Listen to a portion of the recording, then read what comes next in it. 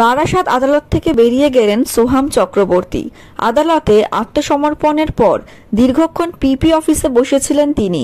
বেরিয়ে যাওয়ার সময় তিনি বলেন, রাজনৈতিক ও বিচারাধীন বিষয় নিয়ে এখন কিছু বলবো না।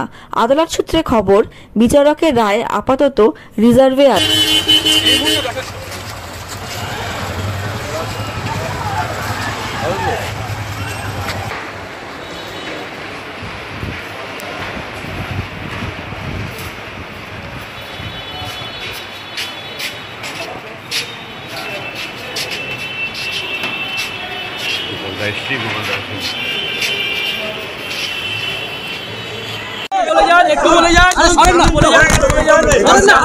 ম্যাটার আছে, আমি কোনো কমেন্ট করতে পারবো না।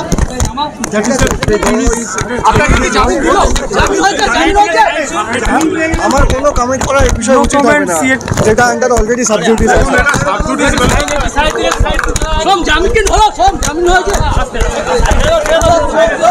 একটু দাঁড়িয়ে বলে দাও, একটু দাঁড়িয়ে বলে দাও। উনি দুটোর পরে অর্ডার করছেন, কিন্তু তাহলে বেরিয়ে যাচ্ছে কিভাবে? এতক্ষণ ধরে পিপি উনি থাকবেন, এখানেই থাকবেন। কে থাকবে?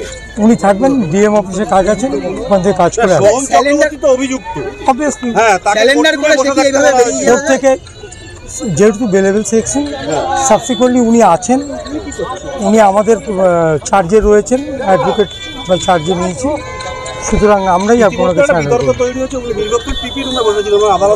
আবার পিপি অফিসে বসে থাকতেই পারে, তাতে অসুবিধা কোথায়? এখানে তো বেলেবেল সেকশন, সাবসিকুয়েন্টলি উনি অন্য কাজে পিপি অফিসে এসছে, আসতেই পারবে, অন্য ম্যাটার রয়েছে। সিজিএম স্যার, ঠিক আছে, কিন্তু মানে অর্ডার পাস হওয়ার আগেই উনি কোর্ট চত্বর থেকে বেরিয়ে গেলেন। না, আমরা চার্জে নিয়েছি।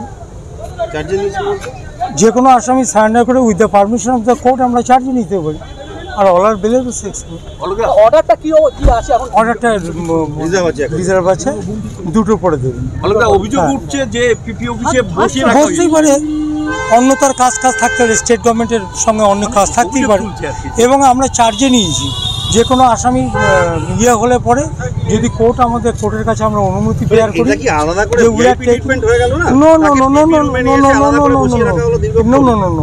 এটা আপনার ভুল বুঝছেন।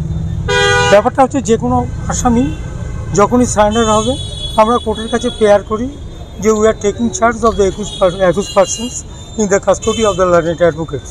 কোর্ট যদি অনুমতি দেয় আমাদের কাছে থাকে, এবং উনি সেইটি চার্জে আছেন, এবং সাবসিকুয়েন্টলি উনি পিপি অফিসে স্টেট গভর্নমেন্টের অনেক কাজ থাকতে পারে, তাই থেকেছেন, তাতে কোনো অসুবিধা নেই। Thank you.